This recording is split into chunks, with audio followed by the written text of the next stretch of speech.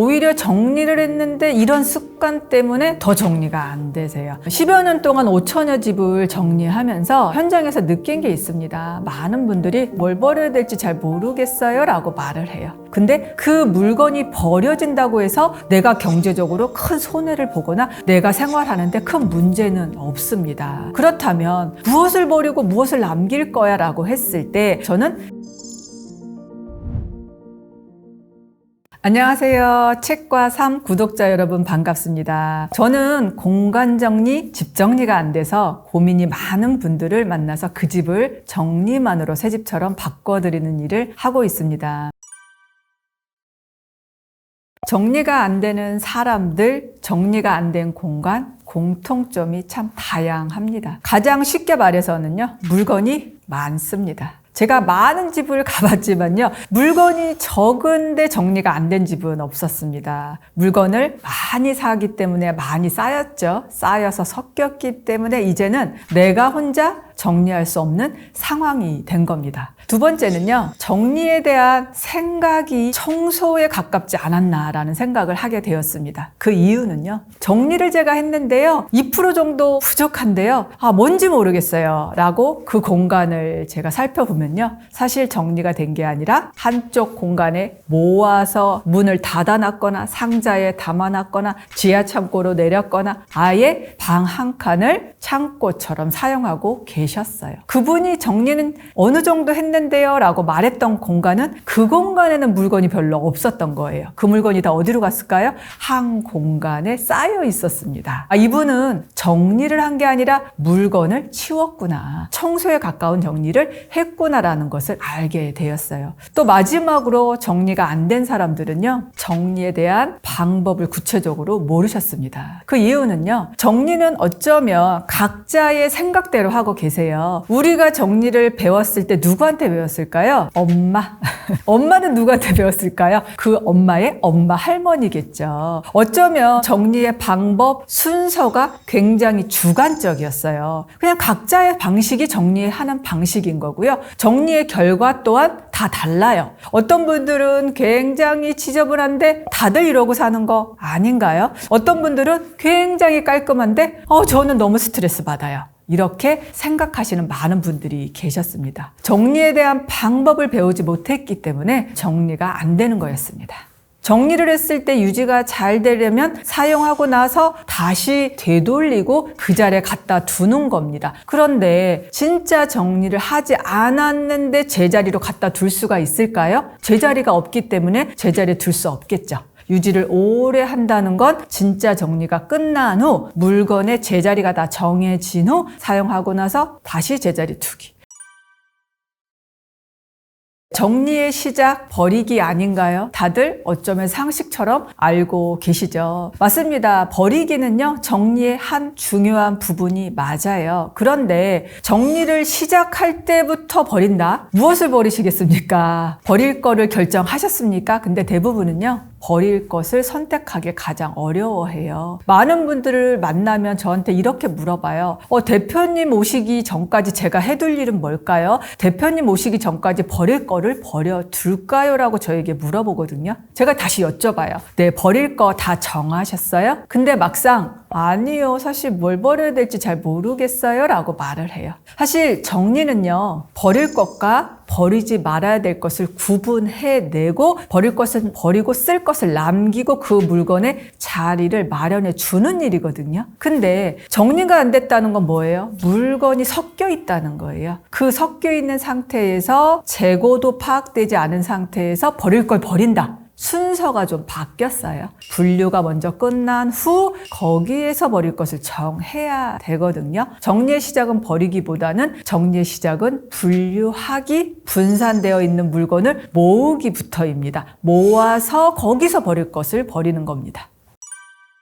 10여 년 동안 5천여 집을 정리하면서 현장에서 느낀 게 있습니다. 많은 분들이 물건을 버리는 거를 어려워하세요. 사실 물건을 버리는 일도 연습이 필요하거든요. 그럼 한번 3가지로 제가 정리를 한번 해드리겠습니다. 자, 첫 번째는 사용할 수 없는 물건입니다. 사용할 수 없는 물건이 무엇이냐면 고장난 물건이겠죠. 수선하면 되죠. 네, 근데 이 수선을 빨리 안 하고 1년이 되고 2년이 되고 시간이 지나요. 고장난 선풍기도 있습니다. 여행용 가방의 바퀴가 망가졌어요. 근데 바로 수리하지 않고 몇 년 동안 방치한 여행용 가방이 있다면 그런 물건은 내가 좋아하지도 않고 필요하지도 않고 쓰기 싫은 물건일 수 있습니다. 네, 쓸 수 없는 물건 먼저 버린다. 두 번째는요, 시간으로 한번 바라보는 거예요. 내가 이 물건을 언제 샀더라? 10년 된 물건도 우리 집에 생각보다 있습니다. 어떤 분들은 40년 된 물건을 가지고 있는 분들도 계세요. 어머님 댁 가면 아마 결혼 한복 아직도 가지고 계신 분들 많이 있고요. 모카솜 이불 결혼했을 때 고가로 했기 때문에 덥지는 않는데 가지고 있는 모카솜 이불이 있을 겁니다. 그렇다면 무엇을 버리고 무엇을 남길 거야 라고 했을 때 무엇이 중요하고 무엇이 안 중요한 거라고 물어봤을 때 어떻게 설명하실 수 있을까요? 저는 시간으로 정하고요. 현재라는 기준을 세우시라고 이야기 드려요.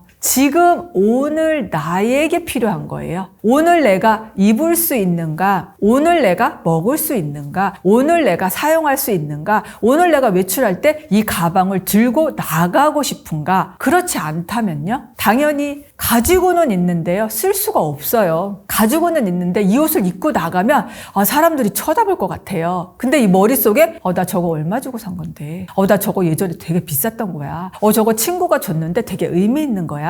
라고 생각하고 있어요. 그래서 물건의 시간, 아주 오래된 것부터 한번 생각해 보세요. 그것은 어쩌면 엄청 중요하기보다는 그냥 미련, 집착일 수 있거든요. 그 물건이 버려진다고 해서 내가 경제적으로 큰 손해를 보거나 내가 생활하는데 큰 문제는 없습니다. 그런데 지금 쓸 수 있는 것을 버리면요. 지금 당장 내가 휴지를 사용을 해야 돼요. 근데 많아요. 많으니까 버려요. 그거는 틀린 결정이겠죠. 오늘 지금 내가 쓸 수 있는 물건 위주로 남기시고요. 아주 오래된 순으로 10년이 됐든 5년이 됐든 그동안 안 썼다면, 그동안 내가 이것을 꺼낼 이유가 없었다면 이제는 조금 그 물건과 헤어져도 괜찮습니다. 네, 3번째입니다. 우리 집의 물건은요, 과거, 현재, 미래로 나눠볼 수 있어요. 무슨 말이야? 과거, 현재, 미래? 예전에 필요했던 물건, 예전에 썼던 물건, 그것은 과거의 물건입니다. 현재의 물건은요, 오늘 내가 입었던 옷, 오늘 내가 신었던 신발, 오늘 내가 들었던 가방이겠죠. 미래의 물건은요, 앞으로 생길 일을 대비해서 사둔 물건입니다. 예비로 비축했던 물건이거든요. 여분의 물건일 수도 있고 쟁여둔 물건일 수도 있습니다. 보통 새 박스의 물건이겠죠. 그런데 우리가 지금 버려야 되는데 새 물건을 버리기는 쉽지 않습니다. 오늘 써야 될 물건 버리면 안 되겠죠. 아무리 많아도 내가 사용해야 될 물티슈, 사용해야 될 화장지 이런 걸 버리면 안 되겠죠. 그러면 어떻게 해요? 과거로 눈을 돌리는 거예요. 예전에 취미가 네일 아트였습니다. 근데 지금은 안 해요. 예전에는 흥미가 있었는데 지금은 관심이 없어졌어요. 예전에 내가 뜨개질을 취미로 갖고 있었어요. 뜨개실도 있고 뜨개 바늘도 있어요. 근데 지금 직장이 바뀌고 내가 하는 일이 바뀌었어요. 너무 바쁘다 보니까 할 수도 없었고 시간이 없어요. 그런데 그 물건을 계속 가지고 있어요. 물건은 어쩔 수 없이 유행을 탈 수밖에 없습니다. 그러다 보면 10년 전에 그 뜨개실과 10년 전에 그 네일아트 용품들이 지금 사용할 수 있을까요? 아마도 사용할 수 없을 겁니다. 그래서 현재, 과거, 미래의 물건 중에서 과거의 물건, 과거형 물건 먼저 줄여보세요. 그러면 훨씬 더 버리기가 쉬워질 겁니다. 제가 많은 분들을 관찰해 보니까요. 오히려 정리를 했는데 이런 습관 때문에 더 정리가 안 되세요. 3가지 정리했습니다. 네, 첫 번째, 박스를 너무 좋아하세요. 무조건 정리한다 하면 박스에 담는 습관입니다. 정리해야지 하면 박스 먼저 구입하세요. 그것도 안쪽이 보이지 않는 불투명 상자입니다. 옷장 위에도 얹어놓고요. 침대 아래에도 넣어놓고요. 책상 아래도 넣어놓고요. 옷장 옆에도 세워놓고요. 이런 습관들이 정리를 잘하게 만드는 것이 아니라 오늘은 정리가 되어 보입니다. 물건이 다 치워졌으니까요. 깔끔해 보여요. 그런데 못 찾습니다. 그리고 꺼내기가 귀찮아서 그 상자를 계속 쌓아두고 다시 물건을 사는 경우가 굉장히 많습니다. 사실 상자는 쌓아둘 공간이 또 필요하겠죠. 그러다 보면 다시 공간이 좁아집니다. 많은 사람들이요, 집이 좁아서 이사 가고 싶다는 분들이 굉장히 많아요. 근데 이사해 보시면 알겠지만 이사 가면 정리될까요? 집이 정리가 안 되는 건 평소의 개념이 아니거든요. 왜? 넓어지면 다시 채워집니다. 그래서 정리하면서 상자를 늘리면 늘릴수록 다시 물건이 더 쟁여지고 쌓인다는 거 꼭 기억하셨으면 좋겠습니다. 정리를 해도 유지가 되지 않는 정리 습관 두 번째는요, 수납용품 의존증입니다. 이제 정리를 시작해야 되는데 수납용품을 먼저 사요. 어디에 어떻게 넣을지가 결정이 되지 않았어요. 수납용품에 막 담다 보니까, 라면을 막 담다 보니까 안 들어가요. 그럼 또 수납용품에 또 라면을 담아요. 그래서 라면이 또 몇 상자가 됩니다.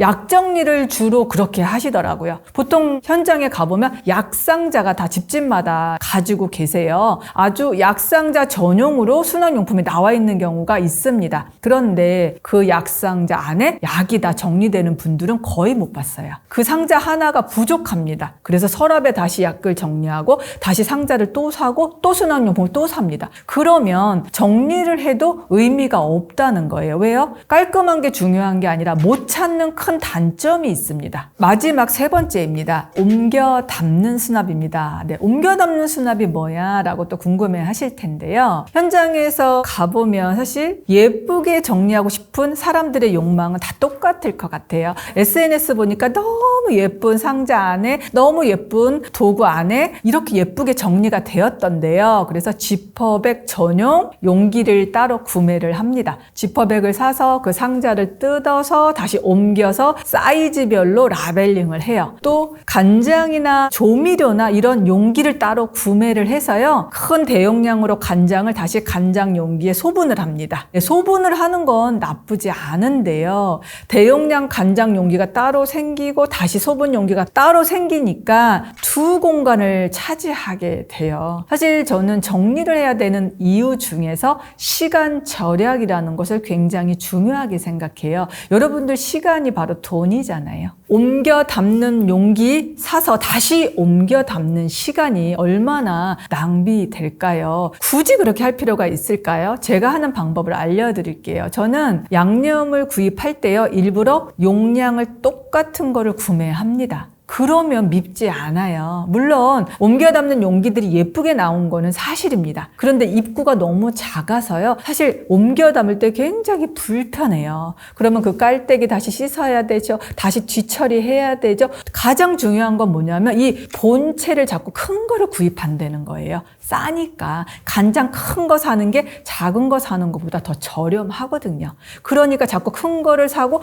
자꾸 옮겨 담는 거예요. 그러다 보면 공간 손실이 되죠. 담는 시간 손실이 됩니다. 사실 예쁘게 담길 수는 있지만 그것이 정리를 잘하는 것과는 다른 이야기입니다. 대용량으로 구매하는 습관, 사실 나는 알뜰해서 싸니까 1+1 또는 대용량을 사서 오래 먹고 아껴 먹어야지 하는 생각 아마도 하실 거예요. 그런데 대용량으로 사시면 우리 주방 수납장에 아마 들어가질 않아서 개수대 아래로 간장이 들어가거나 식용유가 들어가거나 식초가 들어가는 경험 아마 한두 번 있을 거예요. 왜 할까요? 현장에서 많이 봅니다. 내가 조미료를 모아놨는데 여기에 안 들어가서 다른 공간으로 이동하는 거 있죠? 그게 바로 정리를 자꾸 복잡하게 하고 유지가 안 되게 하는 원인이 되는 거예요. 내가 한 종류의 물건을 한 공간에 둘 수 있는 게 바로 정리가 쉬워지는 정리거든요.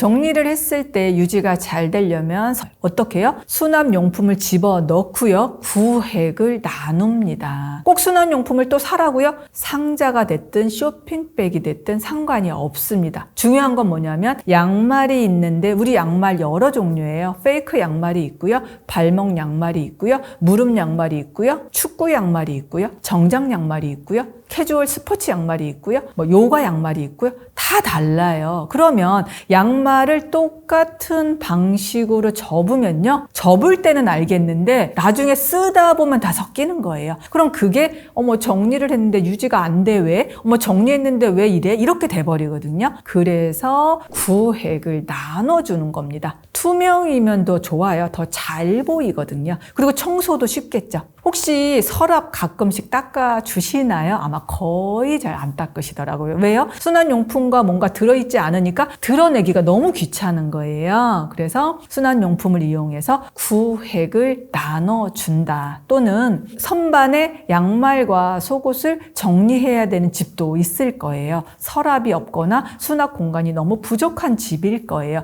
그럴 때는 어떻게 해요? 그냥 쌓아두게 되면 다 섞이겠죠. 이럴 때 투명 트레이를 이용해서 안쪽까지 서랍을 만들어주는 거예요. 안쪽에는 안 보이니까 거의 활용도가 떨어지거든요. 이럴 때는 쇼핑백도 괜찮습니다. 접어서 쇼핑백 안에 다시 쇼핑백을 넣는 거예요. 그럼 여기는 양말, 여기는 스타킹, 여기는 무릎 양 이런 식으로 종류별 나눠주면은요 훨씬 더 섞이는 게 오래 유지됩니다. 네, 여러분 우리가 사는 공간 어떠세요? 외출해서 돌아왔을 때 혹시 너무 좋다 우리 집. 가장 편하네. 집에 오면 그냥 너무 편하고 쉬는 공간처럼 느껴지세요? 딱 들어오자마자 스트레스 받아. 또 이거 언제 치우냐?